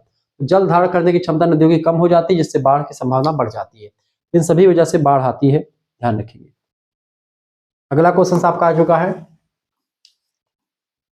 प्रश्न, right the importance of biodiversity, जैव विविधता का महत्व बताइए। जैव विविधता, जीवों की तमाम प्रजातियां, वनस्पतियां जब इकट्ठा रहती हैं उसी को जैव विविधता कहते हैं। जैव विविधता, बायोडाइवर्सिटी का अर्थ है किसी क्षेत्र में, किसी रीजन में पाए जाने वाले जीवों, पौधों और पारिस्थितिकी तंत्र की विविधता। इसमें तमाम प्रकार के जीव, तमाम प्रकार की वनस्पतियां विद्यमान रहती हैं। इसका महत्व निम्नलिखित है, लिखेंगे। पहला महत्व, पारिस्थितिक स्थिरता, या किसी भी पारिस्थितिक तंत्र को स्वस्थ यानी इकोसिस्टम को स्वस्थ रखने में, स्थिर और किसी भी बाहरी बदलाव का सामना करने के योग्य बनाए रखने के लिए महत्वपूर्ण होती है बायोडाइवर्सिटी। एक दूसरे को प्रभावित करते रहते हैं, एक वनस्पति दूसरे को, दूसरा जीव तीसरे को, इस तरीके से। संसाधन और दवाएं, मानव को भोजन मिलता है इन वनस्पतियों से, इन जो है तमाम प्रकार के वनस्पतियों से ईंधन मिलता है, कपड़ा मिलता है, जीवाश्म रक्षक दवाएं मिलती हैं, और सीधे तौर पर जैव विविधता से प्राप्त तमाम सारी चीजें ये सब सीधे तौर पर जैव विविधता से प्राप्त होती है। जीवों की विविधता में खास करके वनस्पतियां, कीड़े मकोड़े और तमाम प्रकार के जीव जंतु भी शामिल होते हैं। इनसे तमाम प्रकार की दवाएं भी बनाई जाती हैं। तमाम प्रकार की जड़ी बूटियां जो जंगल से लाई जाती है, इन्हीं सब की वजह से तो लाई जाती है। पारिस्थितिकी सेवाएं, यह परागण यानी कि जिसको आप कह सकते हैं पोलिनेशन, जल चक्र का नियमन, परागण, जल चक्र का नियमन और जलवायु को नियंत्रित करने जैसी महत्वपूर्ण प्राकृतिक सेवाएं प्रदान करती है। कौन? जो ये होता है, क्या नाम है आपका, जैव विविधता। जीवों की विविधता जो होती है पर्यावरण को संतुलित बनाए रखती है। अगर इसी जैव विविधता में खतरा उत्पन्न होता है, तमाम सारे जीव नहीं रह जाते, तो ऐसे में जो है जैव विविधता को खतरा, संकट उत्पन्न होता है, तो दिक्कत का सामना करना पड़ सकता है मनुष्य को। Differentiate between natural and man made disaster, प्राकृतिक और मानव निर्मित आपदाओं में अंतर स्पष्ट कीजिए, अंतर बताइए। देखें, प्राकृतिक आपदाएं, नेचुरल डिजास्टर्स, उत्पत्ति इसकी कैसे होती है? ये आपदाएं प्राकृतिक शक्तियों जैसे भूगर्भीय शक्ति हो गई, मौसम संबंधी घटनाएं हो गई, इन सभी की वजह से प्राकृतिक आपदाएं आती हैं। उदाहरण के रूप में जैसे कि भूकंप, सुनामी, चक्रवात और ज्वालामुखी विस्फोट जो है, ये सब प्राकृतिक आपदाएं होती हैं। मानव निर्मित आपदाओं की बात करें, मैन मेड डिजास्टर, इसकी उत्पत्ति की बात की जाए तो ये आपदाएं मानवीय लापरवाही की वजह से, तकनीकी विफलता अगर कोई हो जाती है, टेक्नोलॉजिकल इफेक्ट पड़ जाता है उसकी वजह से, या जानबूझ करके की गई गलतियों के कारण से ये आपदा आती है, मानव निर्मित आपदा। उदाहरण के रूप में जैसे औद्योगिक दुर्घटनाएं हो जाती हैं, जैसे कि भोपाल गैस त्रासदी हुई थी, ये सब मानव निर्मित आपदा है। कहीं पर आग लग जाए जंगल में, युद्ध कहीं पर छिड़ जाए, या रासायनिक रिसाव हो जाए, कोई तमाम गैस लीक हो जाए, इससे तमाम प्रकार की आपदाएं सामने आती। तो मानव निर्मित आपदाएं ये सब है। और आपकी जो प्राकृतिक आपदाएं हैं वो होती है जैसे बाढ़, सूखा, ठीक है, भूकंप, ज्वालामुखी का फटना, ये सब प्राकृतिक आपदाएं हैं। 8वां क्वेश्चन से discuss measures to control air pollution, वायु प्रदूषण नियंत्रण के उपायों पर चर्चा कीजिए। वायु प्रदूषण का नियंत्रण कैसे किया जा सकता है, उसका क्या उपाय है, उसके बारे में बताएं। हेडिंग में डालेंगे वायु प्रदूषण नियंत्रण के लिए निम्नलिखित उपाय आवश्यक है। जैसे कि पहला, स्वच्छ ऊर्जा का उपयोग करना, थर्मल पावर प्लांटों के बजाय जैसे सौर, पवन और जल विद्युत, यानी कि सोलर ऊर्जा, पवन ऊर्जा और जल ऊर्जा या जल विद्युत जैसे गैर जीवाश्म ईंधन स्रोतों को बढ़ावा देना, ताकि पर्यावरण की गुणवत्ता बनी रह सके। इसके अलावा सार्वजनिक परिवहन यानी निजी वाहनों के प्रयोग को कम किया जाए, यानी कि सभी लोग, जैसे कि बहुत सारे लोग अपना खुद का जो है कार रखे हैं, या खुद का जो है सब कुछ खुद का है, तो ऐसे वाहन कम हो। और ये क्या हो, कुछ जो है प्राइवेट चीजें ना हो, सब सरकारी हो। इसमें क्या हो कि कुछ विशेष चीजें हो जहां पर आप सभी लोग बैठ कर, सामूहिक वाहन हो जिसपे सभी लोग बैठ करके जाए। अब एक वाहन में आप एक ही लोग बैठ करके जा रहे हो, और फिर उसी वाहन उसी जगह पर दूसरा व्यक्ति भी जा रहा है, वो अपना वाहन लेकर के जा रहा है, 10 वाहन 10 व्यक्ति लेकर के जाएंगे। ऐसे में क्या होगा, तो 10 जगह एनर्जी गड़बड़ होगी और 10 जगह जो है खत्म होगा, तेल भी खत्म होगा और वातावरण भी नुकसान होगा वातावरण का। लेकिन जब हम क्या करते हैं, उसी 10 व्यक्तियों को इकट्ठा बस में बैठा करके यात्रा करवा दे 20 व्यक्तियों को बैठा करके, तो क्या होगा, बस अकेले ही जो ऊर्जा खत्म कर पाएगा वही करेगा। तो इससे बड़ा फायदा होगा प्रकृति का भी और देश का भी। तो सार्वजनिक परिवहन, निजी वाहनों के प्रयोग को कम किया जाए और सार्वजनिक परिवहन जैसे कि बस, मेट्रो के उपयोग को प्रोत्साहित किया जाए। ठीक है, ताकि वहीं पर लोग यात्रा करें और अपने साधनों का कम उपयोग करें। तीसरा, सख्त उत्सर्जन मानक, यानी कि उद्योगों और वाहनों के लिए कठोर उत्सर्जन मानक जैसे कि BS, BY, BS4 लागू करना और उनका नियमित निरीक्षण करना, ये सब जरूरी होता है। इसके अलावा प्रदूषण नियंत्रण उपकरण का उपयोग करना, जैसे उद्योगों की चिमनियों में फिल्टर यानी कि स्क्रबर लगाना और इलेक्ट्रोस्टैटिक प्रिसिपिटेटर जैसे उपकरणों का उपयोग अनिवार्य करना, यह सब बहुत जरूरी हो जाता है वायुमंडल की जो प्रदूषण है उसको कम करने के लिए। इसके अलावा वनीकरण यानी कि जंगल लगाना, पेड़ों का लगाना, शहरी और औद्योगिक क्षेत्रों के आसपास अधिक पेड़ लगाना जो वायु प्रदूषकों को अवशोषित करते हैं। जैसे कि आप देखते हैं हाईवे के बीच बीच में पेड़ लगाए जाते हैं, वो पेड़ जो है इसलिए लगाए जाते हैं ताकि जो है वायु जो है वहां पर जो जीवाश्म ईंधन जल रहा है, जो कि वो पेट्रोल डीजल की गाड़ियां चलती हैं, ऐसे में वहां का एरिया जो होता है बहुत ज्यादा प्रदूषित हो जाता है। ऐसे में क्या हो, वो प्रदूषण को कम करने के लिए, प्रदूषण उससे थोड़ा बहुत कम होगा या प्रदूषित को अवशोषित करेगा थोड़ा बहुत पेड़ पौधा, इसके लिए भी लगता है। इसके केवल एक कारण नहीं है कि भारत में एक वजह से कोई चीज नहीं होती है। और जब आप बार बार गाड़ी चलाते हैं और एक ही रोड केवल देखते रहते तो ऐसे में आपका दिमाग चकरिया सकता है, कभी कभी एक्सीडेंट भी हो जाता है। इसीलिए जब पेड़ पौधे लगे रहेंगे, हरा भरा चकाचौंधा इधर उधर देखते रहेंगे, तो इससे क्या होगा, आपका कंसंट्रेट जो होगा वो सही तरीके से बना रहेगा, आप भ्रमित नहीं होंगे। कभी कभी क्या होता है कि आप एक ही चीज जब बार बार देखते रहते हैं, एक ही चीज देखेंगे, उससे क्या होता है थोड़ा बहुत निगेटिव इफेक्ट पड़ सकता है मन पर आपके। ऐसे में जब आप हरी भरी चीजों को देखते हैं तो इससे आपका मन जो है सही तरीके से लगा रहता है। क्योंकि मन चंचल होता है तो उसको एक ही जगह पर केंद्रित करना बड़ा मुश्किल होता है। ठीक है, तो इसलिए पेड़ पौधे रहते तो आसपास के इलाकों को देखते हुए आप चलते तो ठीक लगता है। ये होगा। अब सेक्शन सी की बात की है, खंड सा लॉन्ग आंसर प्रश्न, लेकिन ये 2 प्रश्नों के उत्तर देने हैं। प्रश्न आपका, जलवायु परिवर्तन के कारण, परिणाम और निवारण उपायों पर विस्तृत चर्चा कीजिए। प्रश्न बढ़िया है, परीक्षा में ऐसे क्वेश्चन आते रहते हैं, ये बात आप ध्यान रखिए। चलिए देखिए भैया, जलवायु परिवर्तन का कारण, परिणाम और निवारण। सबसे पहले हम जलवायु परिवर्तन क्यों होता है इसके बारे में समझते हैं। कारण देखिए, मुख्य कारण है मानवीय गतिविधियां, जैसे ग्रीन हाउस गैसों का उत्सर्जन हो गया। दूसरा, जीवाश्म ईंधन, कोयला, तेल, गैस के जलने से कार्बन डाइऑक्साइड यानी CO2 की मात्रा बढ़ जाती है।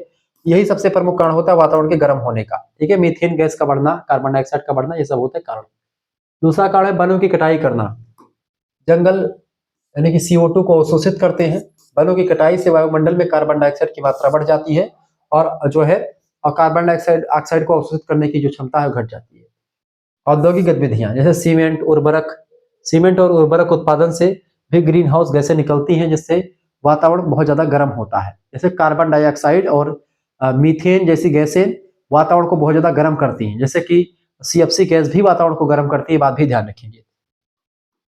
अगला, परिणाम क्या, तो कारण ये हो गया परिणाम इसका, जलवायु परिवर्तन का कंसेक्वेंस। देखिए, तापमान वृद्धि होती है, इससे क्या होता है, तापमान में वृद्धि होती है, टेम्परेचर बढ़ जाता है। पृथ्वी का औसत तापमान बढ़ जाता है या बढ़ रहा है, जिससे ग्लोबल वार्मिंग हो रही है, यानी कि पारिस्थितिक तापन हो रहा है, पृथ्वी गर्म हो रही है। दूसरा परिणाम ये निकलता है कि चरम मौसमी घटनाएं, जैसे बाढ़ आ सकती है, सूखा पड़ सकता है, अत्यधिक गर्मी हो सकती है, तूफान जैसी प्राकृतिक आपदाओं की आवृत्ति और तीव्रता में बढ़ोतरी हो सकती है जलवायु के परिवर्तन होने से। इसके अलावा अगला प्रभाव ये पड़ेगा, इसका परिणाम ये निकलेगा कि समुद्र का जलस्तर बढ़ जाएगा, समुद्र के जलस्तर में वृद्धि होगी।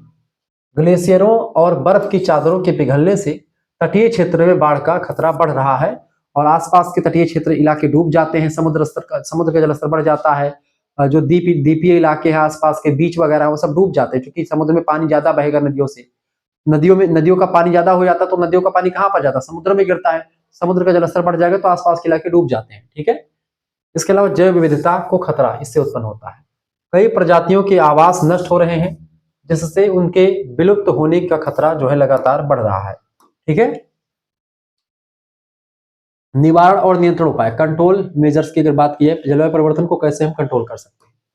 सबसे पहला काम करना है हमको ऊर्जा परिवर्तन, यानी नवीकरणीय ऊर्जा का प्रयोग करें। यानी जब वहां जो हम अनवीकरणीय ऊर्जा का प्रयोग करते हैं, अनवीकरणीय ऊर्जा क्या होती है, जैसे कि आपका पेट्रोल, डीजल, ये सब जीवाश्म ईंधन होते हैं, इसी को अनवीकरणीय संसाधन कहते हैं, यानी कि कभी भी खत्म हो सकते हैं। नवीकरणीय संसाधन जैसे सोलर ऊर्जा, पवन ऊर्जा, जल विद्युत, ये सब आपकी ऊर्जा जो हो गई, ये सब आपकी ऊर्जा नवीकरणीय है। इसको एक रूप से दूसरे रूप में आप कन्वर्ट कर सकते हैं, इसको आप बचाए रख सकते हैं, खत्म नहीं होगी कभी। ज्यादा से ज्यादा मात्रा में हमको सौर ऊर्जा, पवन ऊर्जा और जल ऊर्जा, जल विद्युत को अपनाना चाहिए। ठीक है।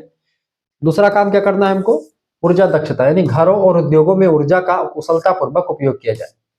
इसके अलावा तीसरा, वन संरक्षण करना, वनों की कटाई को रोक देना है, यानी वन की कटाई नहीं करनी है, और बड़े पैमाने पर वृक्षारोपण किया जाए, यानी कि हम पेड़ पौधों को लगाएंगे, वनीकरण करेंगे। ठीक है, यानी कि जंगल को लगाएंगे, जंगल को काटेंगे नहीं। और अंतर्राष्ट्रीय सहयोग, पेरिस समझौते जैसे वैश्विक समझौतों का पालन करना, और उत्सर्जन लक्ष्य निर्धारित करना कि कितना कोई कार्बन उत्सर्जित कर सकता है, कितना, एक लिमिट होना चाहिए हर एक चीज की। अगला दूसरा प्रश्न आपकी स्क्रीन पर आ चुका है, describe the structure and functioning of disaster management system in India. Bharat में आपदा प्रबंधन प्रणाली की संरचना एवं कार्य प्रणाली का वर्णन कीजिए। देखिए, भारत में आपदा प्रबंधन प्रणाली की संरचना और कार्य प्रणाली की बात की जाए तो संरचना सबसे पहले समझते हैं। भारत में आपदा प्रबंधन प्रणाली की संरचना त्रिस्तरीय है, जो आपदा प्रबंधन अधिनियम 2005 पर आधारित। त्रिस्तरीय है, देश स्तर पर, जिला स्तर पर, देश स्तर पर, राज्य स्तर पर और जिला स्तर पर, 3 स्तर पर चलती है।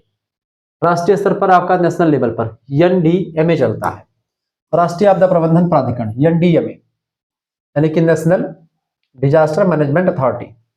इसका प्रमुख प्रधानमंत्री होता है। यह आपदा प्रबंधन के लिए नीति निर्माण करता है, नियम बनाता है, योजना भी लागू करता है और दिशा निर्देश तैयार करता है कि कैसे कैसे क्या करना है आपदाओं की को लेकर। राष्ट्रीय कार्यकारी समिति यानी कि एनईसी, यह एनडीएमए के दिशा निर्देशों को लागू करने के लिए एक उत्तरदायी होती है, यानी एनईसी एक समिति होती है जो कि क्या करती है, ठीक है, ये क्या करती है, क्या काम हुआ क्या काम नहीं हुआ इसके लिए बताती पूरा। राष्ट्रीय आपदा प्रतिक्रिया बल एनडीआरएफ, यह खोज बचाव और राहत कार्यों के लिए विशिष्ट बल होता है। जैसे आपदा में कोई नुकसान पहुंचा, कोई व्यक्ति मलबे के नीचे दब गया तो एनडीआरएफ के जवान जो होते हैं वो बचाते हैं। पानी में कोई बह रहा है तो उसको बचाते हैं, तो एनडीआरएफ के जवान जो होते हैं उनको ट्रेनिंग दी जाती है इसी के लिए, ताकि वे आपदाओं में जो है बचा सके लोगों को। राज्य स्तर, तो ये हो गया आपका केंद्र स्तर पर। दूसरा होता है राज्य स्तर पर आपदा प्रबंधन। स्टेट लेवल, राज्य आपदा प्रबंधन प्राधिकरण, जिसको आप जो है स्टेट डिजास्टर मैनेजमेंट अथॉरिटी कहते हैं। इसका प्रमुख मुख्यमंत्री होता है। यह राज्य स्तर पर नीतियों का कार्यान्वयन करता है और समन्वय करता है। जिला स्तर, तीसरा होता है आपका जिला स्तर पर, डिस्ट्रिक्ट लेवल, जिला आपदा प्रबंधन प्राधिकरण, जिसको आप डिस्ट्रिक्ट डिजास्टर मैनेजमेंट अथॉरिटी कहते हैं। इसका प्रमुख जिलाधिकारी यानी कि कलेक्टर यानी डीएम होता है। जो जिला होता है, जज मतलब जो डीएम होता है, डिस्ट्रिक्ट मजिस्ट्रेट, ठीक है, आईएएस अधिकारी वो होता है। यह स्थानीय स्तर पर योजनाओं को लागू करता है और राहत कार्यों का समन्वय डीएम करता है। ठीक है, ये हो गया आपका इसका स्वरूप यानी स्ट्रक्चर। अब कार्य प्रणाली यानी फंक्शनिंग देख लेते हैं, यानी आपदा प्रबंधन का फंक्शन क्या है, कार्य क्या है। भारतीय आपदा प्रबंधन प्रणाली आपदा चक्र यानी समन, तैयारी, प्रतिक्रिया और पुनर्प्राप्ति, ये 4 चरणों में आपदा का प्रबंधन किया जाता है। तो इन 4 चरणों से होकर के गुजरती है। तैयारी और समन करना, एनडीएमए या एसडीएमए राष्ट्रीय और राज्य स्तर पर आपदाओं के जोखिम को कम करने के लिए दीर्घकालिक योजनाएं बनाते हैं। प्रतिक्रिया दूसरा तत्व होता है आपका। आपदा के समय एनडीआरएफ, पुलिस और स्थानीय डीडीएमए खोज बचाव और प्राथमिक चिकित्सा प्रदान करते हैं। डीडीएमए मतलब कि आपका डिस्ट्रिक्ट डिजास्टर मैनेजमेंट अथॉरिटी। क्षमता निर्माण, प्राधिकरण विभिन्न स्तरों पर मॉक ड्रिल, प्रशिक्षण और जागरूकता का कार्यक्रम चलाते हैं।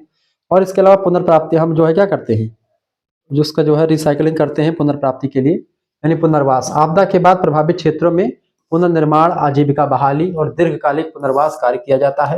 यानी जो है आपदा में कितनी क्षति हुई, उसका नुकसान कितना हुआ, उसकी भरपाई करना इसका मुख्य उद्देश्य होता है।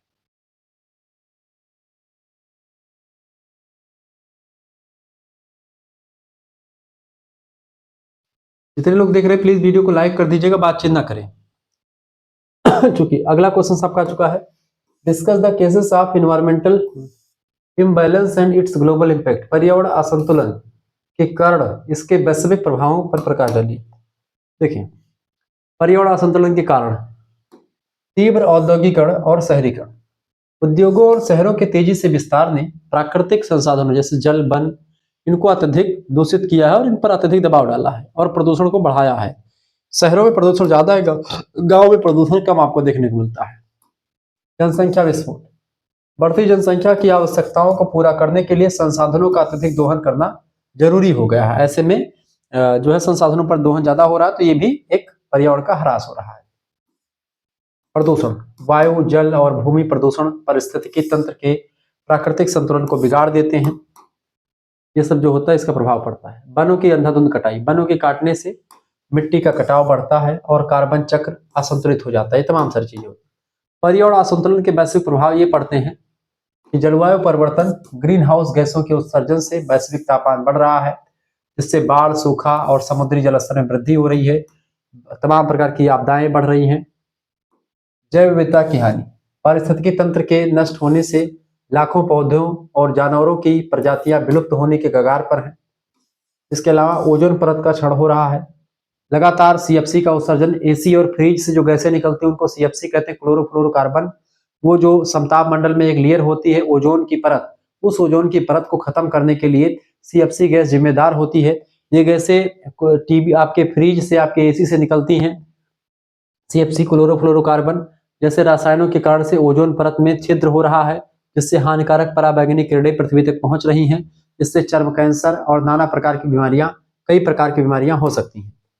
इसके अलावा खाद्य और जल संकट भी उत्पन्न हो रहा है। मिट्टी की गुणवत्ता कम होने और जल स्रोतों के सूखने, प्रदूषित होने से वैश्विक खाद्य और जल सुरक्षा को खतरा उत्पन्न हो रहा है। ये बात आप ध्यान रखेंगे। इस तरीके से आपने तमाम प्रकार के प्रश्नों को देखा और मैंने आपको बहुत कुछ बता दिया। ठीक है, अगर आपको हमारे से जुड़ना है या इसका पीडीएफ आपको प्राप्त करना, जो मैंने आज पढ़ाया क्वेश्चन पेपर का, इसके अलावा और भी पीडीएफ है 9984 039 139, इस नंबर पर आप एसएमएस कर दीजिएगा व्हाट्सएप पर पीडीएफ प्राप्त करने के लिए। सभी सब्जेक्ट का आपको पीडीएफ मिलेगा, geography, polity, Hindi, history, Sanskrit, सभी का। आप अपना नाम एसएमएस कर दीजिएगा, अपनी यूनिवर्सिटी का नाम, अपने सब्जेक्ट के नेम और आपके सेमेस्टर में अपने सेमेस्टर का नाम लिख करके भेज दीजिएगा। ठीक है, आपके लिए पूरी व्यवस्था कर दी जाएगी। जैसे आप इधर लिख करके भेजेंगे, आपके पास एक क्यूआर कोड यानी स्कैनर भेजा जाएगा। उसी स्कैनर पर आपको मात्र 100 रुपये फीस जमा कर देने हैं। ये फीस जैसे आपको जमा करेंगे, आपके पास व्हाट्सएप पर पीडीएफ नोट्स भेज दिया जाएगा, तो आप पीडीएफ नोट्स आराम से पढ़ लीजिएगा। ठीक है, पीडीएफ नोट्स पढ़ने से क्या होगा, आपका परीक्षा अच्छे तरीके से निकल जाएगी, कम समय में आप इन चीजों को पढ़ पाएंगे। ठीक है, जो वीडियोस में आप इतना 1 घंटे में पढ़ेंगे, आप उसको 10 मिनट में पीडीएफ में पढ़ करके समाप्त कर देंगे। जिन बच्चों को पढ़ना है, आप पीडीएफ प्राप्त कर सकते हैं मात्र 100 रुपये फीस में, केवल एक सब्जेक्ट नहीं बल्कि सभी सब्जेक्ट का, जैसे जियोग्राफी का, पॉलिटिकल साइंस का, हिंदी का, संस्कृत का, सोशियोलॉजी का, शिक्षा शास्त्र का, समाज, सभी सब्जेक्ट का आपको मिलेगा यहाँ पर। हिंदी, संस्कृत, सारे सब्जेक्ट का पीडीएफ नोट्स मिलेगा। यहाँ तक कि को करिकुलर के 5 प्रैक्टिस सेट, ह्यूमन वैल्यूज के, फिजिकल एजुकेशन एंड योगा के, सबके आपको मिल जाएंगे। ठीक है, तो अगर आप चाहते हैं कि 3rd और 4th सेमेस्टर का एक साथ ग्रुप ज्वाइन करें गुरुजी, तो हमारे लिए कुछ फीस कम रखेंगे। बिल्कुल, 3rd और 4th सेमेस्टर के जो बच्चे एक साथ फीस जमा करेंगे, उनकी फीस 50 रुपए कम कर दी गई है, यानी कि 150 रुपए फीस में फर्स्ट एंड मतलब कि 3rd एंड 4th सेमेस्टर दोनों का उनका ग्रुप ज्वाइन हो जाएगा।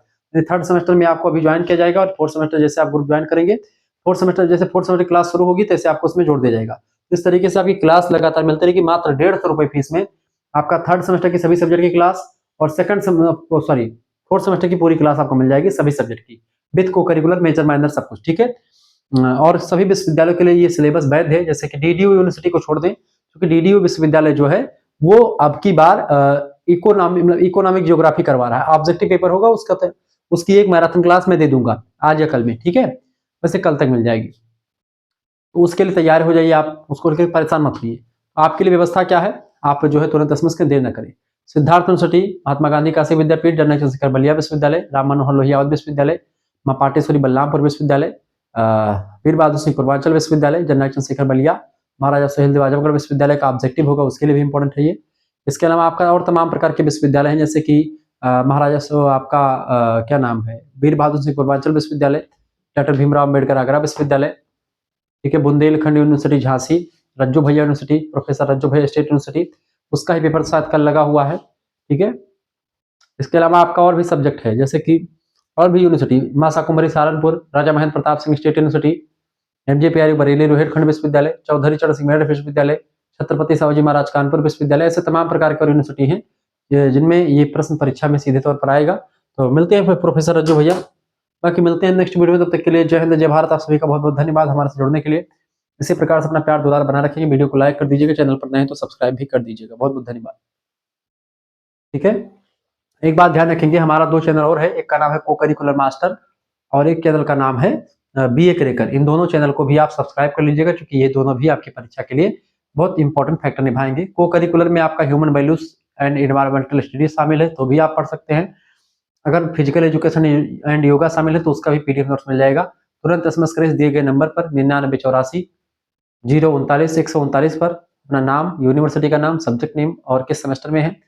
100 रुपए में एक सेमेस्टर की फीस और दोनों सेमेस्टर का एक साथ जोड़ेंगे तो 50 रुपए का, मैंने 150 रुपए में सभी सब्जेक्ट का आपको मिल जाएगा। तुरंत एसएमएस करें। धन्यवाद, बहुत बहुत धन्यवाद। Good night all.